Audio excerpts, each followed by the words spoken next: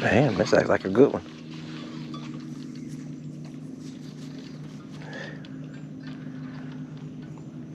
Goodness gracious. He just don't fit. It is a good one. We're on the river channel, guys. Haven't fished this white area for a while. And you see the water has some color to it. It's a real good one. Real good one. You know what? I caught a good one last trip out the first fish, I think. Well, my bait must be in the net. It is. I'll pull that in a second. Current going just a little bit, guys. They just finished running the current, what it feels like. Wow, that's a good one, guys. Man, stop it, stop it. That is a good fish. That fish is 14 or better. Good one. And let me dig this bait out here. All right, guys, this is what I was throwing. I'm gonna move the camera back a little bit. Let me show you what I was using. This is the brim color with chartreuse tail. Now, I put the chartreuse tail on it. I shot some chartreuse. Yeah, I don't sell them like this, guys. I'm gonna tell you why right now, real fast. I shot the baits in this chartreuse, the light chartreuse. Then I took them back out, cut the tail section off, right behind the little front wings. Cut the tail section off. All right, put the tails back in the molds. All right, you see how much?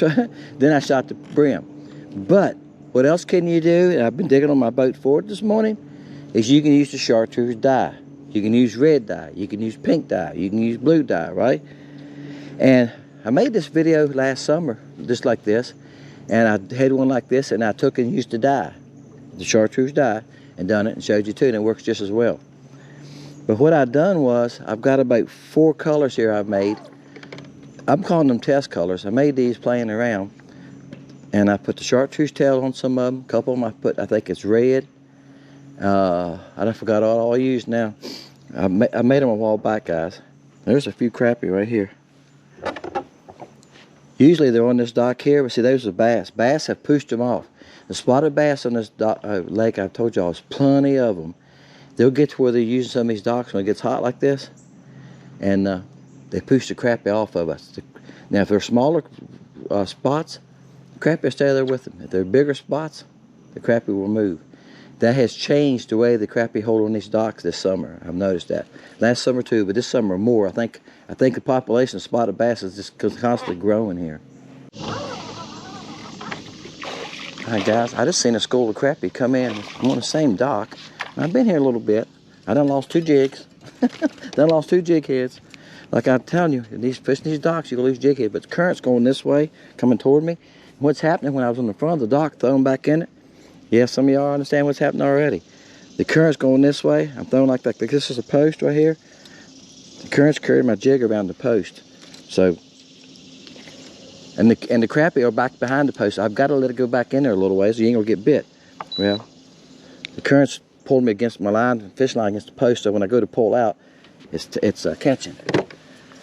And these posts get soft on the water. It don't take much to hang up in them. Now this one, this ain't the same color.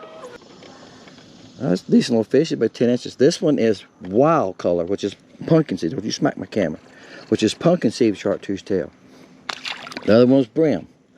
Now, I tried one with a red tail. Yeah, I casted it, but that's what I've been doing. I bet you for 5 to 8 minutes I cast it. And with the current going, I have a hard time seeing where the fish are. I can't keep my boat still because it's moving me a lot. So I'm really not watching the fish and watching my jig.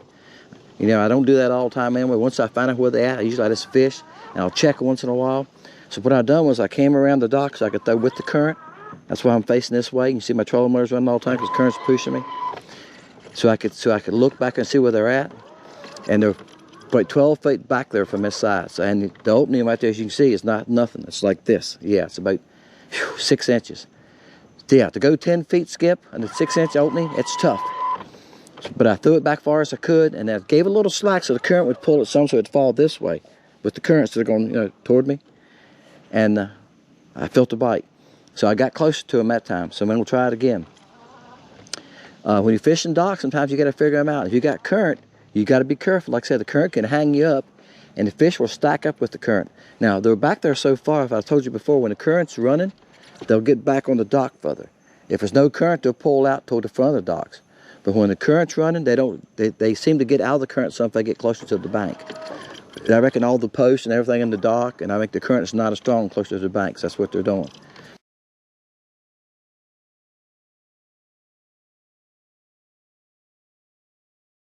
All right, guys, you see where I'm at?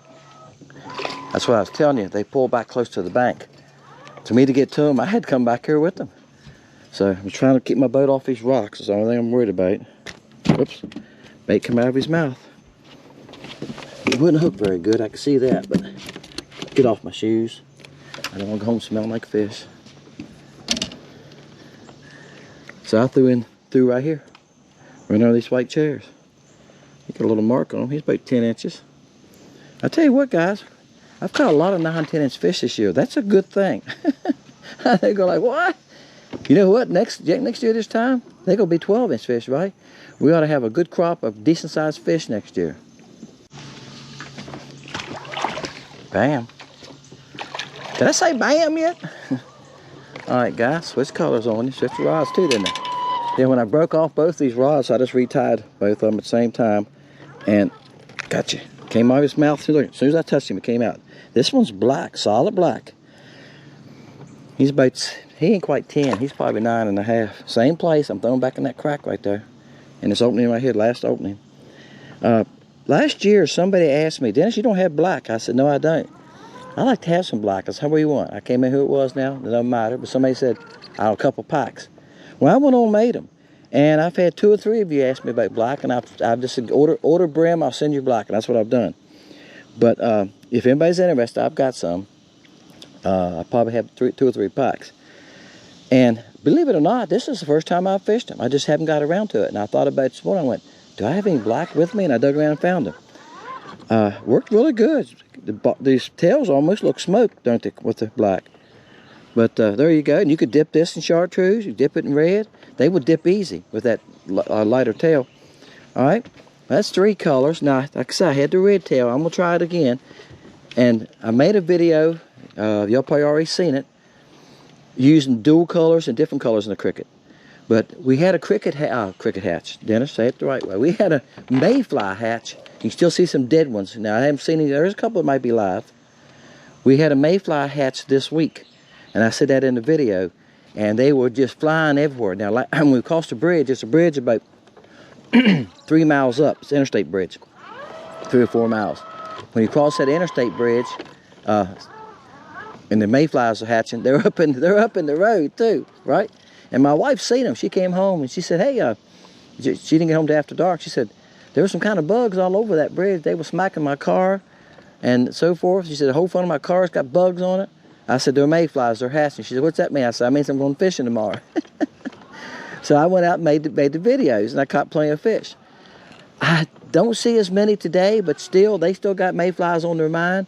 If you're fishing a lake that has mayflies, stoneflies, dragonflies, that type of critters, baby crawfish, these crickets are going to do good because you got the double legs and you got little tails right there. You got plenty of action for them. It's a creature style bait, guys.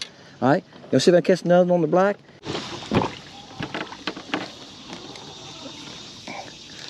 Whoops!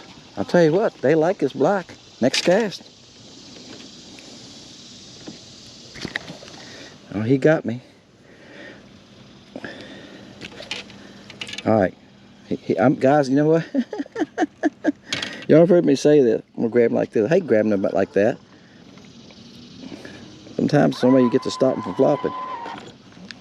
Y'all heard me say too many times. I've had hooks cut out of me. These little crappie hooks ain't bad. I got one the other day in my finger right here. Y'all can see the scab. He poked me, and I'll tell you what, it gets sore. But I've had him go into the bone, and the only way to get him out is have him numb it and just jerk it out. Okay, that's on the black. He's about the same size. He's about 10 inches.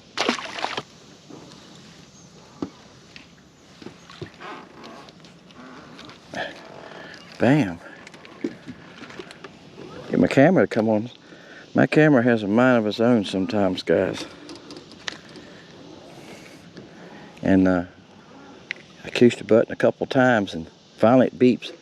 And like I said this other day, it does about once every trip. I don't want to come on. Oh, he's about 10 inches. It's on the black. See if we can catch one more. I'm just taking with the black right now. Kind of impressed with it. Nothing but what I make. What's that? I make my own baits. Okay. My own plastic baits. Okay. And I sell them. I got 22 bait shapes. And I got a website I sell them on, so I make videos about that. That's what I'm making. Videos to put on YouTube about different baits I'm using. Awesome. Yeah. Hello. How you doing? Oh, he's hooked good. Going down there. That's good. Day for it. Yeah, it's a beautiful day. And wind's low. He's about, guys, he's probably 10 and a half. Let me get the pliers.